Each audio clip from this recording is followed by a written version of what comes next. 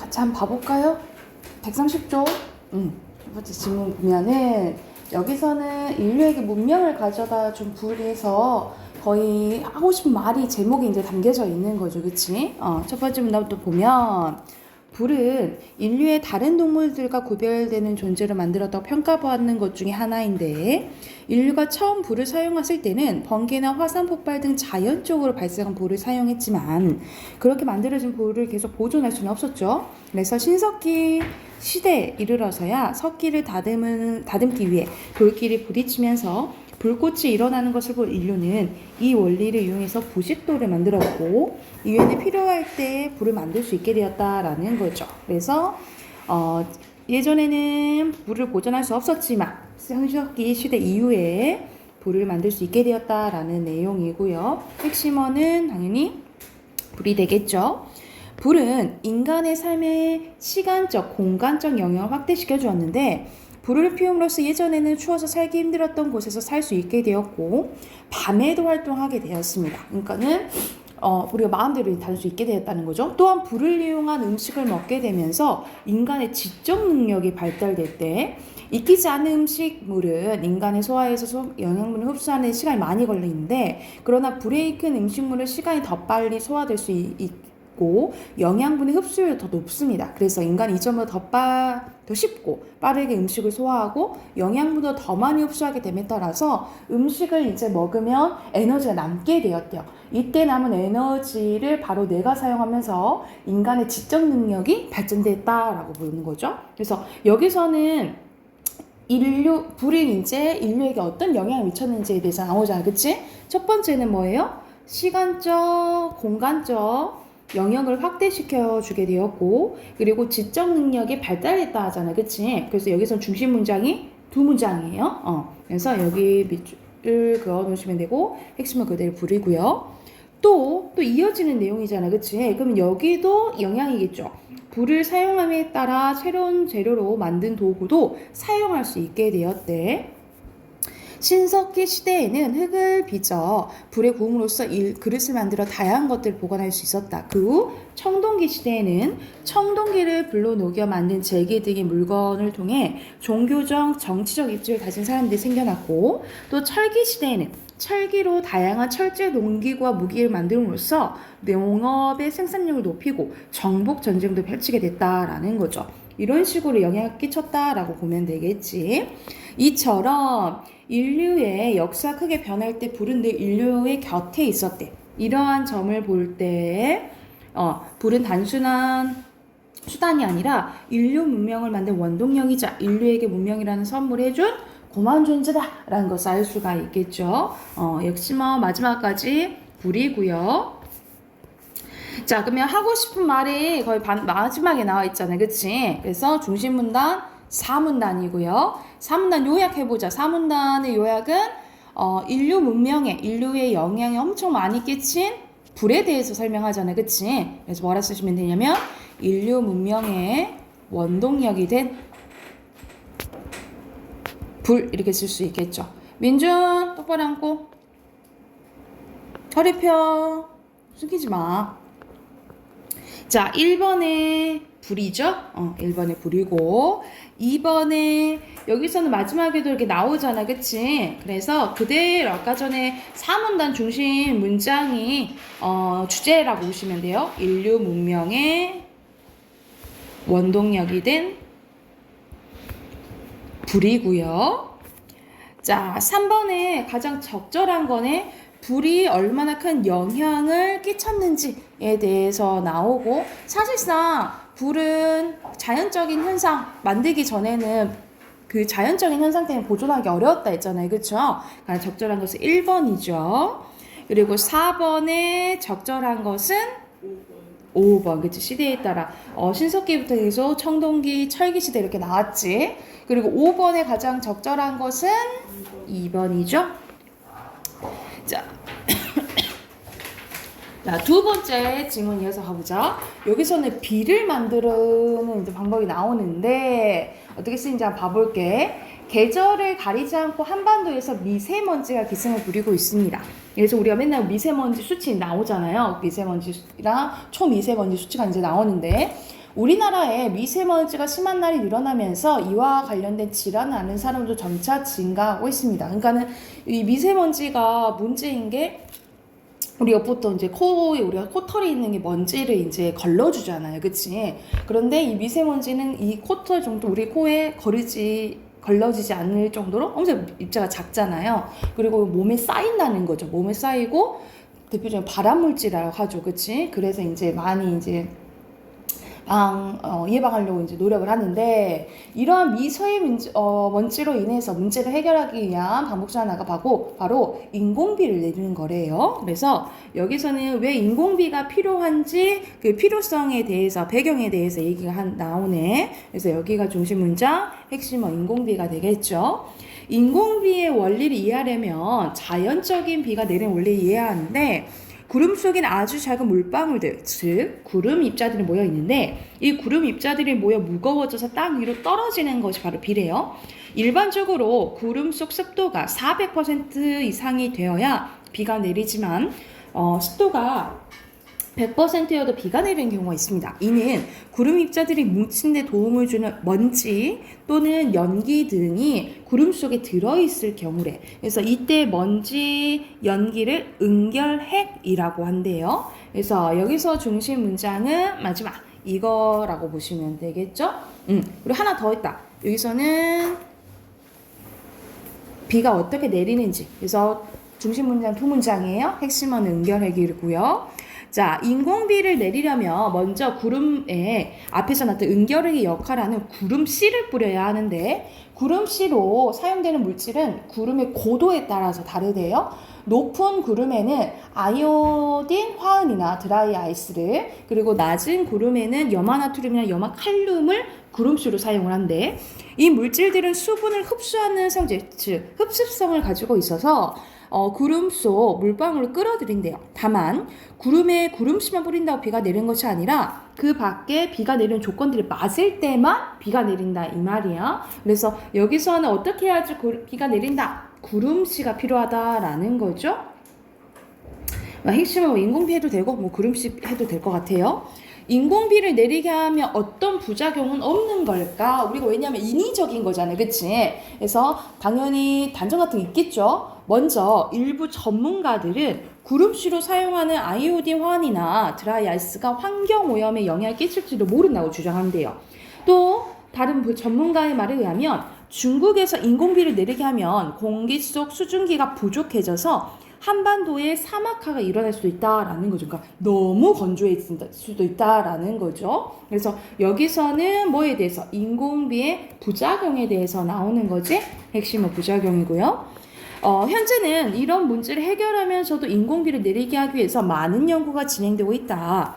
구름 속의 입자들을 전기장으로 교란시켜 수증기를 끌어모으는 방법으로 구름이 없는 곳에서도 비가 내리게 하는 방법이 그것이다 라는 거죠. 그래서 이러한 연구가 계속된다면 언젠가는 마음대로 비를 내리게 할지도 모른다라는 이제 내용이 나오네요. 그래서 마지막 문장이 중심 문장, 핵심어 인공비가 되겠죠. 자, 그러면 여기서 하고 싶은 말은 마지막에 나온다라고 보시면 돼요. 5문단에 지금 계속 연구 중이라고 했잖아요. 그치? 지금 막 마음대로 낼 수 있게 하는 건 아니고 그래서 여기서는 인공비 기술의 전막 이렇게 요약을 할 수가 있고요. 자, 6번에 빈칸 넣어보자. 빈칸 1문단에 인공 그리고 4문단에 부작용이죠. 그리고 여기서는 인공비가 어떻게 내리는지 원리, 부작용, 전막 이렇게 나와 있잖아. 이걸 이제 합치면 되겠지, 그치? 그래서 어떻게 쓸 수 있냐면 주제는 인공비의 원리와 부작용 그리고 인공비의 기술, 전막 이렇게 쓸 수 있겠죠. 인공비의 원리와 부작용 그리고 인공비 기술의 전막 이렇게 쓸 수 있다라고 보면 되겠죠. 됐나요? 8번 봐봅시다. 8번에 여기서 내용 일치 문제 알맞지 않은 거네요. 여기서는 인공비는 인위적인 거죠. 말 그대로 네, 환경적인 문제가 있다 그랬죠. 그래서 친환경적인 거 아니라 했어요. 8번에 5번이고요. 그리고 9번에 가장 적정한 것은 마지막 문단이 아니고 4문단 보면 부작용 얘기하면서 전문가들의 의견 나오잖아. 그치? 근데 여기서는 전문가들의 의견의 인용? 말을 갖고 오진 않았죠? 3번 아니네. 가장 적절한 것은 원리겠네요. 그쵸? 9번에 4번이네. 그리고 10번에 알맞지 않은 것은 이렇게 구름씨 이런 것들이 필요하긴 하지만 비가 내리는 그 외의 조건들은 다 맞아야 된다 했잖아요. 그치? 알맞지 않은 거 5번이 되겠죠? 다 조건이 맞아야 된다 그랬지. 그치? 자, 넘겨서 마지막 어휘 봐볼게요.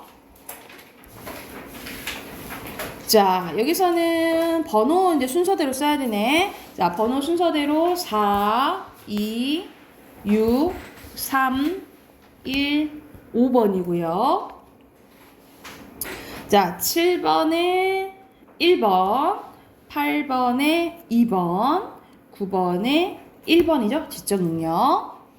그리고 사다리 잘 탔으면 순서대로 2, 1, 3, 4번이 되겠네요.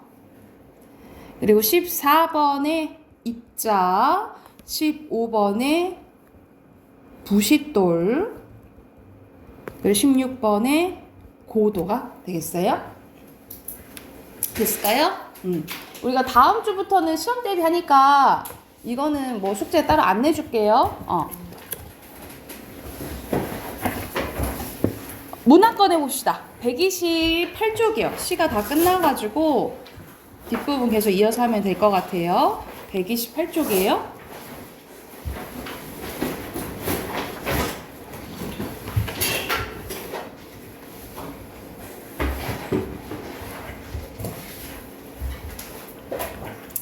자, 우리가 저번 시간에는 우리가 극했었고, 그치? 어휘고개는 시나리오 이제 했었고, 128쪽 보면은 고전 수필에 대해서 나오고 있어요. 그러면 기본적인 이제 수필에 대한 이제 설명을 해주면 우리가 단어로 이제 생각하면 수필은 자신이 겪었던 자신의 경험을 자유롭게 쓴 것을 수필이라고 생각하시면 돼요.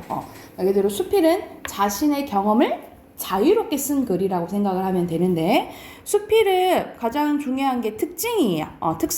특징이 되게 중요한데 어떤 특성이 이제 중요하냐면 자, 자신의 경험을 쓴 거잖아. 그치? 자신의 경험을 썼기 때문에 당연히 사실이겠죠. 그쵸?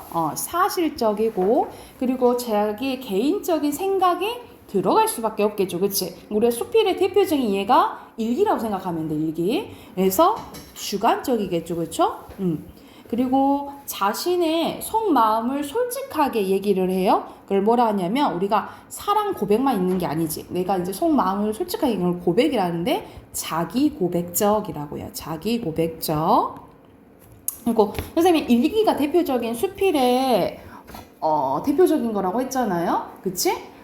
그러면 수필이라고 보면은 그러면 일기 전문가가 따로 있을까? 일기는 누구나 쓸 수 있는 거잖아. 그치? 그래서 비전문적이라고 보시면 돼요. 그러니까 우리가 시를 쓴 사람은 시인이라 하고 소설을 쓴 사람은 소설가라지만 뭐 말 그대로 수필가도 있긴 있어요. 근데 보통 이제 뭐 편지라든가 기행문이라든가 뭐 독후감이라든가 이걸 수필이라고 본다면 이런 것의 전문가로 조금 보기에는 조금 부족하다라고 보시면 되겠죠. 그치? 비전문적이고 특히 선생님이 자신의 경험을 쓴다 했잖아. 우리가 일기를 생각해보자. 우리가 일상을 쓰긴 하지만 그래도 좀 기억에 남을 만한 거 아니면 누가 읽는다고 치면은 조금 전달할 만한 거를 쓰겠죠. 그래서 교훈적인 경우가 많고요.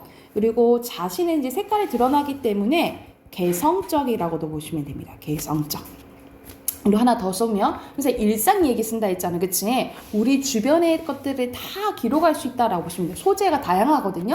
그래서 뭐라 하냐면 신변잡기적이라고 해요. 이게 몸 신자야. 그러니까 우리 몸 주변에 있는 것들 다 기록할 수 있다라고 보시면 되겠죠. 그래서 이게 이제 대표적인 수필의 특성이라고 보면 돼. 그래서 특성이 가장 나타나고 자 그리고 종류를 나누면 크게 경수필과 중수필로 나눌 수 있어요. 경은 말 그대로 다루는 소재가 가볍다라고 생각을 하면 돼. 그래서 대표적인 뭐 일기, 뭐 기행문, 뭐 편지 이런 것들 있잖아요. 이런 것들이 경수필. 우리가 중수필은 대표적으로 우리가 뭐 영화 평론가 이걸 들어봤죠. 뭐 평론이 논리적으로 평가하는 게 평론이라든가 우리 신문 기자가 우리 신문 보면은 이 칸에 쓰는 것을 칼럼이라고 해요. 신문 기자가 사회적인 문제에 대해서 쓴 것을 칼럼이라고 하는데 칼럼도 대표적인 중수필이라고 생각하시면 됩니다. 그리고 형식이 없어요? 무형식까지 써놓자. 무형식. 근데 항상 뭐는 있어? 약간의 예외는 있겠지, 그치? 그래서 이 기행문과 편지는 약간의 형식이 있다라고 보시면 돼요. 어떤 형식이 있냐면 먼저 기행문부터 봐보자. 자, 기행문은 어떤 형식이 있냐면 여행 갔다 와서 쓴 게 기행문이잖아, 그치? 그래서 내가 어디 갔다 왔다라는 것을 여정이라고 하고요. 장소. 예를 들어 내가 대구 갔다가 부산 갔다가 양양 갔다 이런 것을 이제 여정이라고 보시면 되겠죠. 그래서 거기서 보고 들은 것을 견문이라고 하고 그리고 내가 느낀 거 감사이라고 보시면 돼요. 그래서 이 기행문에는 약간의 형식이 있는데 뭐가 있어? 여정, 견문, 감상이 있다라고 보면 되겠지. 김민준 씨 고개 들고 허리 좀 피라니까 왜 자꾸 숙여. 그리고 편지는 말 그대로 우리 항상 시작하는 게 똑같잖아. 안녕, 잘 지냈니? 난 누구야? 뭐 이렇게 시작하잖아. 첫 인사를 서두라고 하고요. 그리고 편지를 쓴 것은 이유가 있겠네. 전하고 싶은 말이 있는 거잖아요. 그치? 그 부분이 본문에 해당되는 사연이라고 보시면 되고 그리고 이만 줄일게.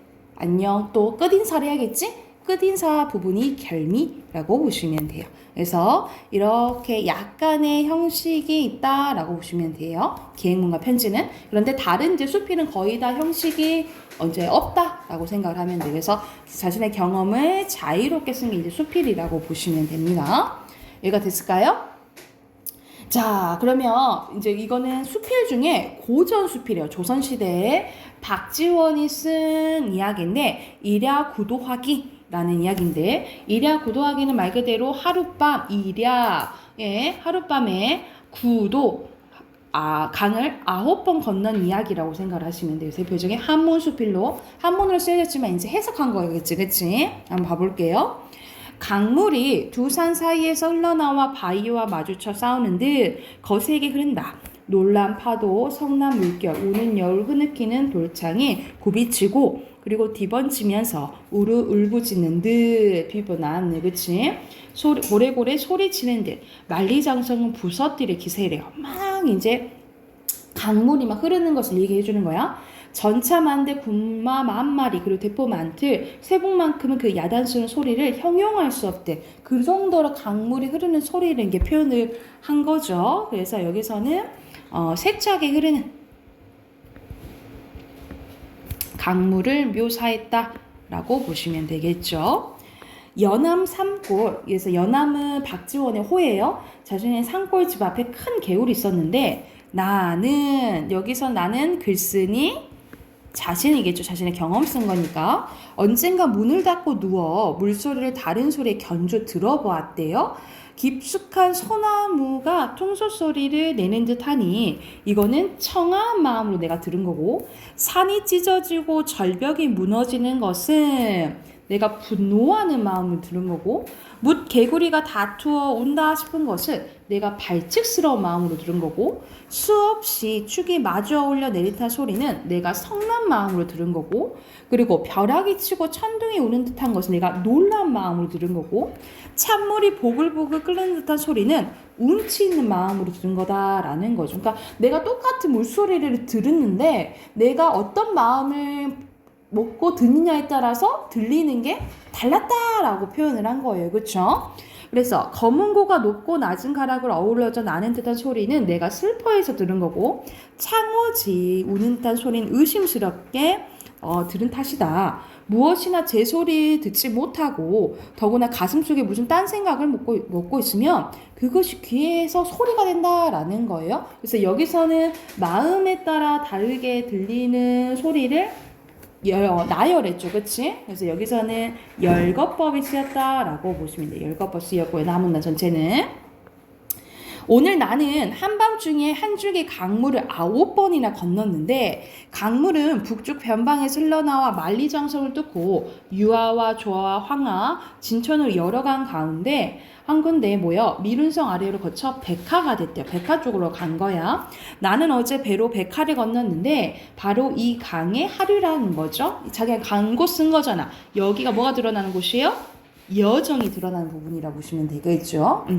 강물을 건널 때 사람들이 고개를 쳐들고 하늘을 우러러보는 것을 보고 나는 강물에 비는가 생각을 했대. 이게 뭔 소리냐면 강물을 건너는데 사람들이 밑을 보는 게 아니라 고개를 들고 이렇게 가더래. 그래가지고 뭐 이렇게 하늘을 보고 뭐 비고 가나라고 생각했다라는 거예요. 여기서 이 사람이 여기서 보고 생각한 거라고 보시면 돼요. 견문 감상이 드러난다라고 보면 돼요. 라문다는 훨씬 뒤에 알았지만 물을 건너는 사람이 ንም실ንም실 소렁대쳐 돌아가는 강물을 보면 제 몸을 거슬러 올라가는 것 같고 또 눈은 강물에 따라 내려가는 것 같아서 갑자기 빙빙 도는 듯이 어지럼증이 생기면서 물에 빠진다고 한다. 그러니까 우리가 예를 들어서 엄청 길 좁은 데를 이제 가. 근데 약간 밑에 아무것도 이제 공중이야. 그러면 충분히 걸어갈 수 있는 거리지만 너무 무서워서 막 발발발 떨고 이제 가는 상황이라고 생각하시면 되겠죠.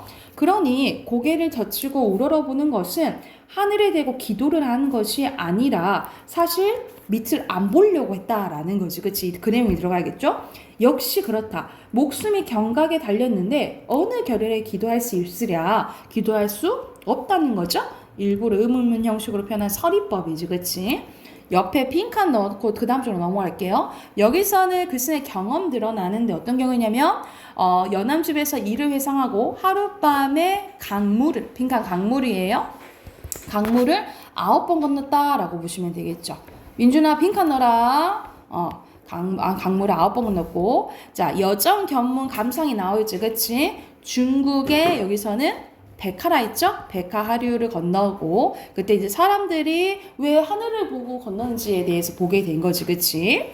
그리고 과거 회상은 지박 개울에 물소리가 사람 마음에 따라 달라진다라고 했죠. 여기서는 열거법이 쓰였다라고 보면 되겠지.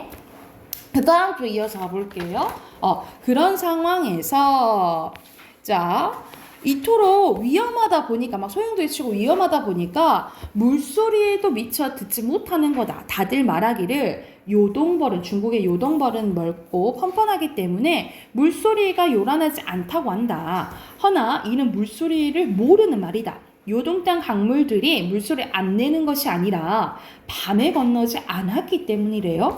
낮에는 눈으로 보느라고 눈에 위험한 데에 쏠려 눈 달린 것을 걱정할 판이. 그러니까 우리가 막 위험하게 보기 이렇게 보니까 이 물소리가 잘 들리지 않는다는 거예요. 여기 시각에 이제 의존해서. 그러니 귀에 무엇이고 들릴 일이 있겠는가? 안 들린다 이 말이겠죠. 계속 서리법 나오네, 그지? 오늘 나는 밤중에 물을 건너는지라 눈으로는 위험을 볼 수 없다. 그러니 위험은 듣는 데만 쏠려서 귀가 무서워 부들부들 떨리니 걱정을 놓을 수가 없다. 나는 오늘에야 이치를 알았다라는 걸 깨달음을 얻게 된 거예요. 그래서 깨달음이 늘어나네. 어떤 걸 깨닫게 됐냐면 마음이 고요한 사람은 귀와 눈이 탈이 될 턱이 없으나 귀와 눈만 믿고 사는 사람은 보고 듣는 힘이 밝아져서 더욱 병이 된다라는 거예요. 여기서 마음이 고요한 사람은 약간 보고 듣고 이런 것에 대해서 치우치지 않는 사람인 거지. 그러니까는 보고 무서워서 뭐 이렇게 하지 않는 사람 얘기하는 거야. 고로 마음이 고요한 사람은 같은 말로 감각에 치우치지 않는 사람, 치우치지 않는 사람을 의하고 귀와 눈만 믿는 사람은 반대겠죠. 고로 마음이 고요하지 않은 사람을 의미하겠죠. 그래서 이 사람 마음이 이제 중요하다라고 이제 이 사람 생각에 깨달음을 얻게 된 거야. 오늘 나의 마부가 발을 말바국에 밟혀서 뒤따라오는 수레에 실려가고 보니 나는 하는 수 없이 혼자 고삐를 늦추어 물에 들어갔는데 이제 길을 건너게 된 거예요. 무릎을 오그려 발을 모으고 안짱에 앉았대. 그러니까 물에 발이 닿지 않도록 올린 거지, 다리를. 한 번만 깠다 가면 바로 강물로 떨어져 물에 땅을 삶고 물로 옷을 삶고 물로 몸을 삶고 물로 마음을 삶을 터. 그래야 나는 속으로 떨어짐을 각오했다. 그러니까 마음을 편히 갖게 된 거죠. 그치? 그러니까 빠지면 어떡하지? 그러니까 안 달란 게 아니라 마음 편하게 이제 가진 거예요. 그러자 내 귓속에는 드디어 물소리가 없어지고 무릇 9번이나 물을 건넜는데도 마치 안석위에서 앉고 눕고 하는 것처럼 아무렇지지 않고 편히 건넜다라고 얘기를 한 거지. 그치? 자, 소리와 빛깔은 내 마음 밖에 있는 외물이라는 거예요. 이는 언제나 귀와 눈에 탈이 되어 이렇게도 사람들이 똑바로 듣고 듣는 힘을 잃도록 만든다라는 거지. 더구나 사람이 한 세상 살아가는데 그 험하고 위태함이야 강물보다 더한지라 보고 듣는 것이 병이 되지 않겠냐. 그러니까 맨날 보는 거 또 듣는 거에 치우치면 마음이 병든다 이 말이야. 하루라도 편한 날이 없을 거 아니냐라고 얘기를 하는 거지. 내가 사는 연암골에 돌아가면 앞 개울의 물소리를 다시 들으면서 이를 가늠해 볼 거래. 그리하여 제 몸가짐을 능란하며 스스로 총명한 채 하는 자들에게 경계하련다. 이 스스로 총명한 채 하는 사람들은 뭘 의미하는 거예요? 마음이 고요하지 않는 사람한테 이 얘기를 전해주고 싶다. 마음을 편히 가져라 라는 것을 전해주고 싶은 거죠. 그치? 그래서 이런 깨달음이 드러난 수필이라고 보시면 돼요. 그래서 옆에 빈칸 채우면 여기서는 자연물 깨달음 매체는 뭐예요? 강물로 이제 깨달음을 얻게 된 거지. 빈칸 강물이고요. 자, 경험을 통한 깨달음입니다. 강을 건널 때 두려움을 극복한 경험 얘기 나왔죠? 그래서 경험과 깨달음이 나와 있다라고 보시면 되고, 마음이 고요한 사람과 마음이 고요하지 않는 사람이 상반된 내용이 나오죠. 그래서 대조법도 쓰였다라고 보시면 돼요. 여기까지 됐을까요? 그러면 해당하는 문제 풀어보자. 129쪽부터 133쪽까지 문제 풀고 답 확인할게요. 네.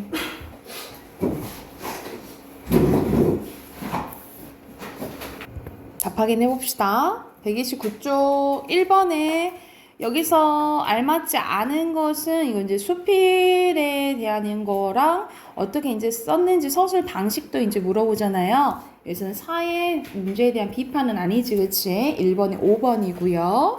2번에 가장 적절한 것은 여기서는 3번이죠. 여기 라문단에 나와 있지.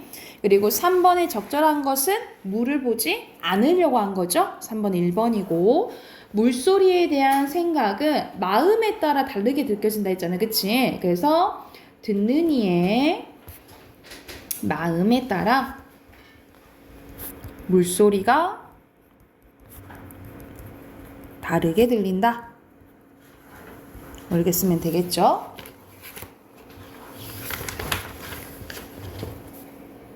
듣는 이의 마음에 따라 물소리가 다르게 들린다. 그리고 5번에 알맞지 않은 것은 여기서는 구체적인 사실이 있죠? 2번이고요. 그리고 6번에 가장 여기서는 적절한 거예요. 가장 적절한 내용은 2번이고 7번에 알맞지 않은 거 여기서는 5번이죠. 그러니까 마음을 편히 먹어야 된다는 거지. 막 듣거나 듣지 말거나 보지 마라 이 내용은 아니지. 그죠? 그리고 가의 의미는 얘기를 했죠. 가의 의미는 뭐예요? 보고 듣는 것 또는 감각에 치우치지 않는 사람이다. 이렇게 쓰면 되겠지? 뭐 같은 말로 마음이 고요한 사람은 의미한다 라고 보면 되겠죠. 그 고요한 사람은 고요한 사람은 감각에 치우치지 않는 사람이다. 또는 보고 듣는 것에 치우치지 않는 사람이다. 이렇게 쓰시면 되겠죠. 133조 어휘 봐볼게요. 어휘 세로는 외물, 가로는 물소리고요. 2번에 가로는 고요, 세로 요란, 3번에 세로 마주, 가로 견주다. 그리고 4번에 경각이고요. 5번에 변방이에요. 그리고 밑에는 순서대로 리을, 니은, 기역, 디귿 이렇게 하시면 되겠죠. 됐을까요? 오케이. 그러면은 문법 꺼내 봅시다. 문법은 82쪽 하시면 돼요. 82쪽.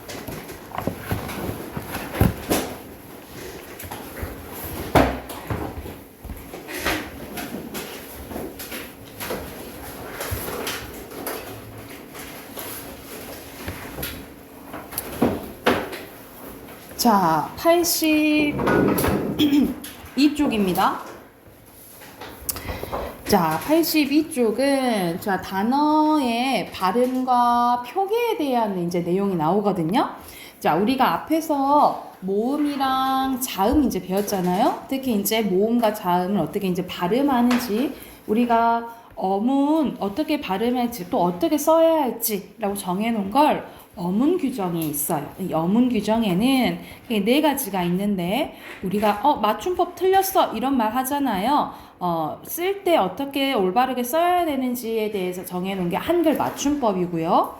그리고 우리가 지역마다 말하는 게 말투도 다르고 말하는 어휘도 다르잖아요. 근데 원활한 의사소통을 위해서 정해놓은 게 표준어잖아. 그래서 표준어 규정과 관련된 거, 또는 여기에는 표준 발음법도 있어. 어떻게 올바르게 발음해야 되는지. 그리고 외국어가 들어왔을 때 어떻게 표기해야 되는지 외래어 표기법이 있고요. 또 반대로 우리말을 외국말 어떻게 써야 될지 로마자 표기법이 있다라고 보면 돼요. 우리가 예전에는 2학년 때, 교과서 2학년 때 이 어문 규정에 대해서 다 다뤘었거든요. 이 네 가지에 대해서 다 다뤘었는데, 이제 교육 과정이 조금 바뀌면서 이 내용이 좀 많이 빠졌어요. 많이 안 주고, 그래서 일부 한글 맞춤법이랑 표준어 규정 이 일부분만 좀 나온다라고 생각을 하면 돼. 그래서 2학년 때 이 일부분 조금 나오고요. 그리고 여러분 고등학교 갔을 때는 여기 부분 좀 심화돼서 나온다라고 생각을 하면 돼. 그래서 거의 외래어 표기법이랑 로마자 표기법은 좀 많이 안 나와요. 많이 안 나오고 이제 이 두 가지가 나오는데, 그 중에 이제 발음을 어떻게 하는지에 대한 내용이 나온다라고 생각을 하면 돼. 자, 내용 밑에 한번 봐보자. 모음의 발음입니다. 원래 음을 살려서 모음 발음을 하는데 항상 예외가 중요하지? 예외 한번 봐볼게요. 왜나 위는 원래 얘네들은 하나로 발음하는 단모음이에요. 우리가 단모음 이에, 위에, 의어와 우어 외웠잖아. 이것 중에 왜랑 위는 단모음인데 얘를 이중모음으로 발음할 수 있다 이 말이야. 그러니까는 왜가도 되죠. 왜가도 된다라는 거지. 발음이 크게 다르진 않죠. 왜냐면 이 왜, 위가 예전에는 이중모음이었거든요. 예전에는 이중모음이었는데 지금 단모음이 된 거라서 이 왜랑 별 차이가 없다라는 거지. 이게 두 가지 발음을 가능하다 이 말이야. 그리고 다음의 경우 오히려 이중모음을 단모음으로 발음할 수가 있는데, 예를 들어서 용언을 활용해서 처는 발음하기 힘들지. 그래서 무조건 처로 발음해요. 예를 들어서 처가 아니고 처가 아니고 고처 이렇게 발음한다라는 거죠. 그리고 보통 예, 왜는 애로도 발음을 합니다. 애로도 허용 가능하다 이 말이야. 그래서 시개도 되고요. 지해도 되고 지해. 보통 단모어로 많이 편하게 발음한다라고 생각을 하면 돼. 그리고 이제 이중모 의에 대한 발음인데, 이건 한 번에 설명을 해줄게요. 이거는 이제 이중모음인데, 우리가 모음 앞에 있는, 여러분 이것도 아로 읽고 이것도 아로 읽잖아, 그치? 모음 앞에 있는 이응은 음가가 없어요. 소리가 없다라고 생각하면 돼. 자, 예를 들어서 의사 봐보자. 의사는 여기서 의가 첫 번째 글자로 왔죠. 첫 번째 글자로 왔고, 의 앞에 자음이 있어요, 없어요? 자음이 없죠. 이럴 때는 무조건 이중모음으로 의사라고 발음을 해야 돼요. 그런데 얘가 첫 번째 글자가 아니야. 이런 식으로 두 번째 글자 왔어. 그러면 무조건 원칙으로는 이중모음으로 발음해야겠죠. 주의라고 발음해야 되는데 뭐도 가능하냐면 주의도 돼요. 주의도 허용해준다라고 보면 돼. 주의. 이것도 가능하다 이 말이에요. 여기까지 됐어요? 그런데 자, 첫 번째로 와더라도 이런 식으로 자음이 오는 경우가 있어. 이럴 때는 무조건 이로 발음해요. 희망 이렇게 발음해야 된다라고 보면 돼. 앞에 자음을 갖고 있으면 뭐라고? 무조건 이로 발음해야 된다고. 희망 이렇게 발음하면 되고. 하나 더. 예를 들어서 우리의 했을 때 이때는 의가 조사로서 쓸 때예요. 이 조사로 쓸 때는 우리의는 원칙적으로 발음해야겠지, 그치? 근데 뭐도 허용해 주냐면 우리 애도 허용해 줘요. 우리 애도. 그래서 자 다시 한번 설명하면 자 의는 원칙적으로 의로 발음해야 돼요. 특히 첫 번째 글자 있을 때나 앞에 자음이 없으면 무조건 이중문 의로 발음해야 되는데 근데 앞에 자음이 있으면 뭐로 발음해요? 이로 발음해요. 이. 근데 첫 번째 글자가 아니면 뭐도 허용해 준다. 이로 발음하는 게 더 허용해 주고 조사의로 발음할 때는 뭐도 허용해 준다? 애로도 허용해 준다라고 생각을 하면 돼. 그래서 이게 이제 정리 여기로 돼 있는 거예요. 자음을 첫 소리로 가지고 있으면 무조건 뭐로 발음해야 된다? 이로 발음해야 된다는 거예요. 문이, 희망 이런 식으로. 그리고 단어의 첫 음절 외에 의는 이로도 발음 허용해 준다 이 말이야. 그러니까 원칙적으로는 의로 발음해야 되지만 이도 허용해 준다 이 말이야. 그리고 조사 의는 애로도 발음 허용해 주는 거예요. 무조건 의로 발음해야 되지만 뭐도 허용해 준다? 애로도 허용해 준다 라고 보면 되겠죠. 그래서 여기 세 부분이 이중모음 의에 대한 설명이라고 생각을 하면 돼. 그래서 가장 많이 나오는 예시가 뭐라고 생각하시면 되냐면 이거 예시 하나 써놓자. 민주주의의 의. 선생님 지금 학교에서 했어요. 아유 깜짝이야.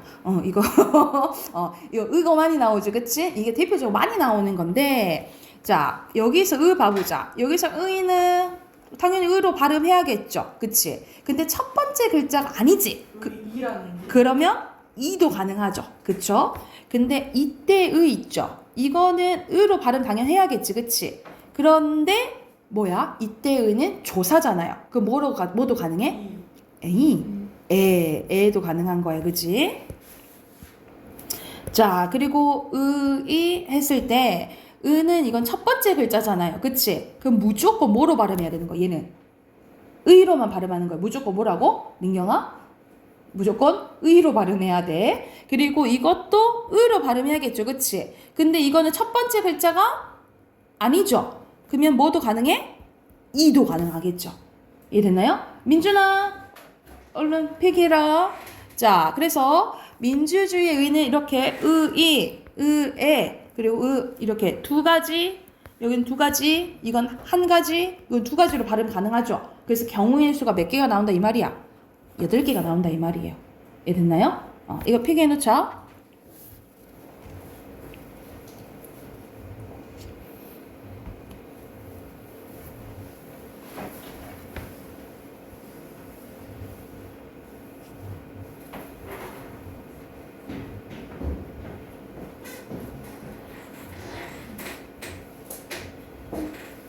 이거 이번에 했어? 시연아? 네, 이거 친구 처음으로 나온 게 이거였어요.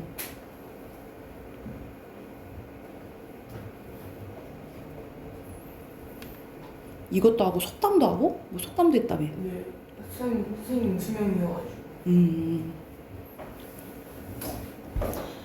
다 됐나요?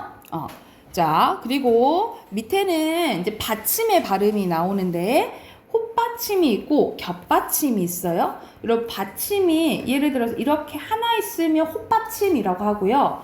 만약 똑같은 게 두 개와 이러면 쌍받침이라고 해요. 쌍받침.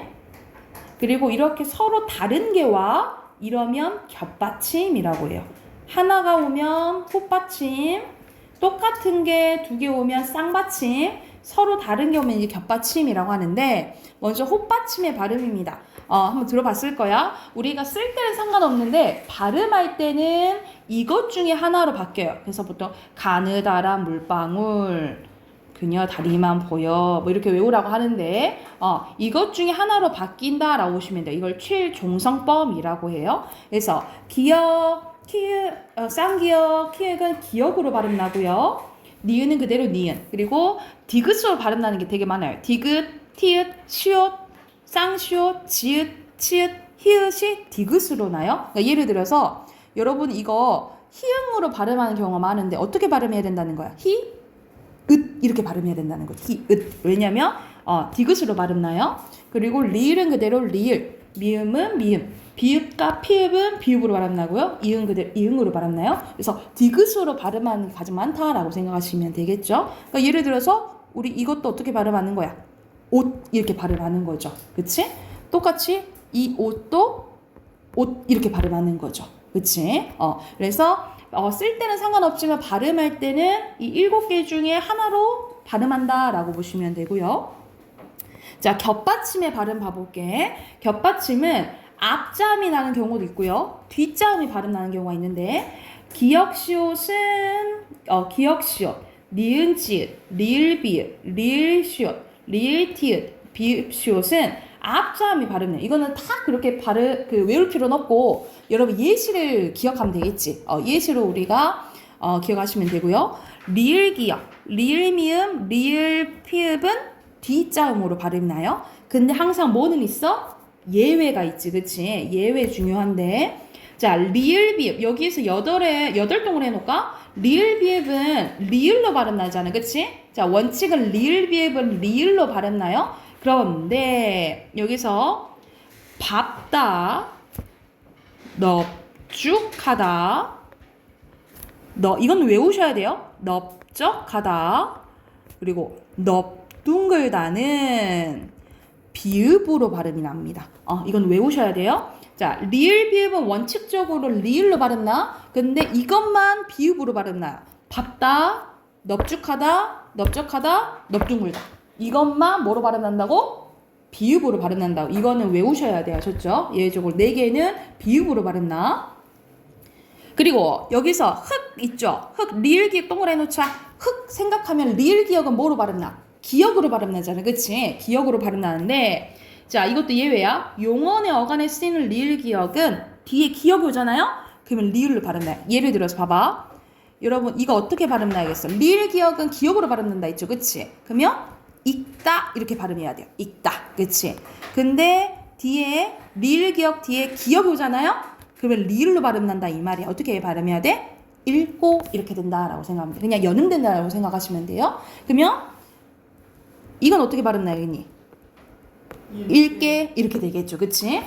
리을기역은 기역이 원칙이지만 뒤에 기역이 오면 뭐로 발음난다고? 리을로 발음난다라고 보시면 되겠죠. 그리고 받침의 발음입니다. 히읗이에요. 히읗 뒤에 기역, 디귿, 지읒이 되면 축약돼서 각각 키읔, 티읕, 치읓으로 가요. 그래서 놓고, 많다, 옳지 이렇게 되는 거고 히읗 뒤에 시옷이 오면은 쌍시옷 소리가 나요. 닷소, 만소, 울소 이렇게 된다라는 거죠.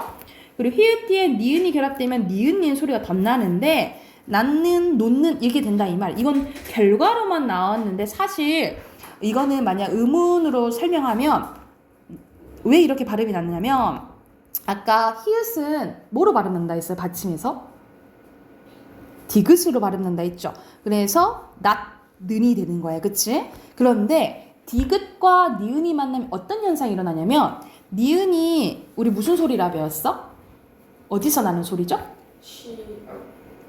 코, 비음이죠. 그치? 그래서 같이 비음으로 바뀌어요. 그래서 결과적으로 어떻게 발음난다 이 말이야. 낳는 이렇게 돼요. 그래서 이걸 비임화 현상이라 하거든요. 그래서 결과적으로 이렇게 된 것을 이렇게 나온다. 원래는 음절의 끝소리 기출 적용되고 비음화된 것을 니은이 결합되면 니은 소리가 덧난다 라고 그냥 결과론적으로 설명된 거라 생각하면 돼. 그리고 히읗 뒤에 모음으로 시작되는 어미나 전미사가 결합되면 오히려 히읗이 탈락돼요. 이것을 히읗 탈락 현상이라고 해. 그래서 우리가 좋아라고 안 하잖아. 그치? 어떻게? 좋아. 아는 달아. 이런 식으로 뒤에 모음으로 시작되는 어미 그리고 전미사가 결합되면 탈락된다 라고 생각을 하면 돼.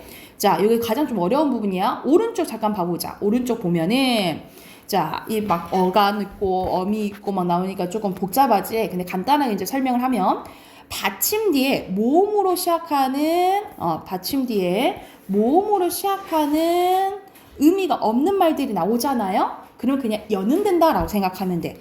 예를 들어서 빛이, 언질 이런 식으로 조사 같은 거 있죠. 의미 없는 형태에서 오면 그냥 연음된다라고 생각을 하시면 돼요. 간단하게 얘기를 하면. 그런데 만약 받침 뒤에 모음으로 시작한 의미 있는 실질적인 의미를 지닌 명사가 와 그러면 그냥 연음되지 않아요. 우리 앞에서 음절의 끝소리 규칙 여러분 이거 있잖아. 7종성법 있잖아요. 옆에다 써놓자. 이걸 같은 말로 뭐라고 하냐면 음절의 끝소리 규칙이라고 하거든요. 써놓자. 이 7종성법을 같은 말로 음절의 끝소리 규칙이라고 해요. 그래서 만약 받침 뒤에 모음으로 시작하는 실질 형태소가 오잖아요. 모음으로 시작하는 예를 들어서 봐봐. 겉 플러스 옷이잖아. 우리 옷은 의미가 있지. 옷이란 의미가 있지. 이럴 때는 우리가 겉옷 이렇게 연음이 안 된다 이 말이야. 먼저 음절의 끝소리 규칙이 적용이 돼요. 음절의 끝소리 규칙이 적용이 되면 옷 이렇게 되겠지. 그치? 그 다음에 연음이 돼. 그래서 결과적으로 어떻게 발음 나겠어요? 겉옷 이렇게 발음이 나는 거야. 이해됐나요? 막 이것도 마찬가지야. 닭 플러스 앞이네. 그치? 근데 여기서는 앞이라는 의미가 있잖아. 이럴 때는 닭 이게 안 된다 이 말이야. 먼저 음절의 끝소리 규칙. 닭 이렇게 되겠죠? 그리고 앞 이렇게 되겠죠? 그러면 연음돼서 어떻게 발음되겠어? 닭앞 이렇게 되겠지, 그치? 그래서 뒤에 오는 말이 의미가 있고 없고가 중요하다라고 보시면 돼요. 의미가 없으면 그냥 연음되고요. 의미가 있으면 음절의 끝소리 규칙이 적용이 되고 연음이 된다라고 생각하면 돼. 비교 가능하나요? 됐나요? 오케이. 그러면 83쪽부터 85쪽까지 숙제로 미리 해놓게 85쪽까지 오늘 바로 풀어놓으세요. 숙제 85쪽까지 숙제로 해놓으시고 우리 다음 주부터 시험 대비할 거야. 그러니까 어휘 쉬고요. 다음 주에는 가볍게 오시면 돼요. 선생님 교재해 줄게요. 아셨죠? 오케이 여기까지 합시다.